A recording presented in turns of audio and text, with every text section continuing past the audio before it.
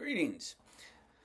Welcome to this new endeavor of mine. I am trying to locate a section of Class 401 called Leadership Language into a YouTube database so that you guys can acquire this at your own leisure as you have time in your own lives and be able to tick these off one at a time and apply them to your lives. Now, most of these come from Keith Drury, dearly departed former professor of mine. He called them strategetics.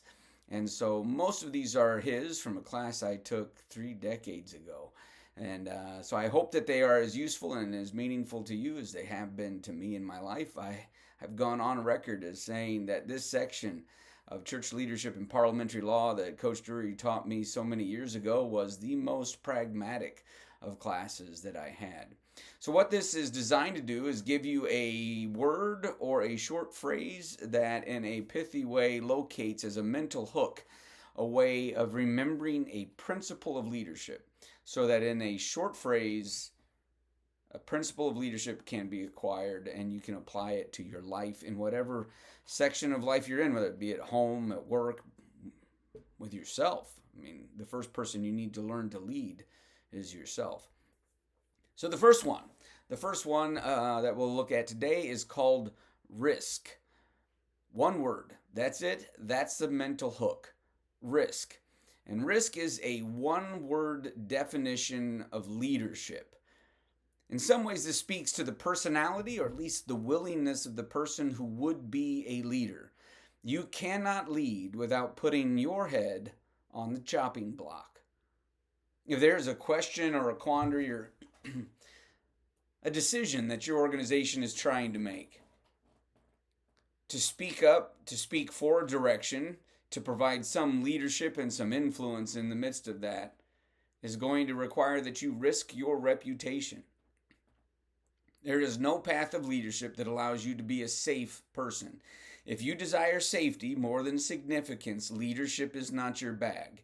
You should keep your mouth shut and follow along and bend your head and doff your cap, because leadership means that you're going to become a divisive personality.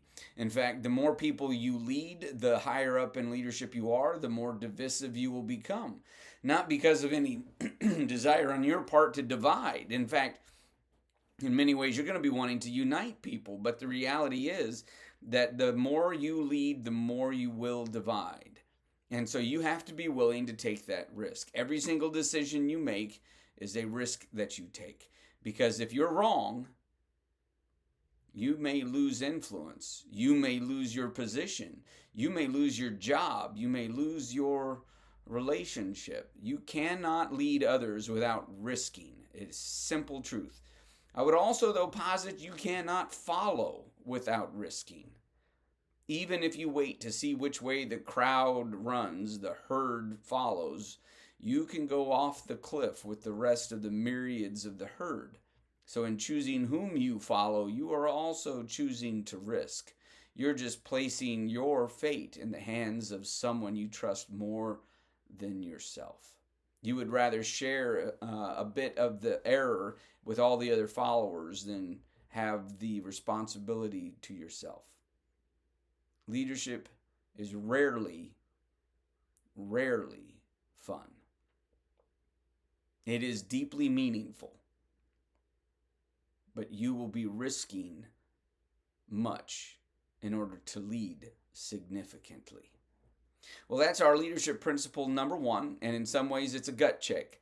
If you're not capable of taking the slings and arrows of others, if you do not have thick skin, if you need others to be happy with you or to say nice things about you, if you need them to give you platitudes rather than actually tell you how they feel about you, then leadership is not for you. I hope that you choose to take the risk and come along for the ride as you learn how to lead others well with good intention and good results.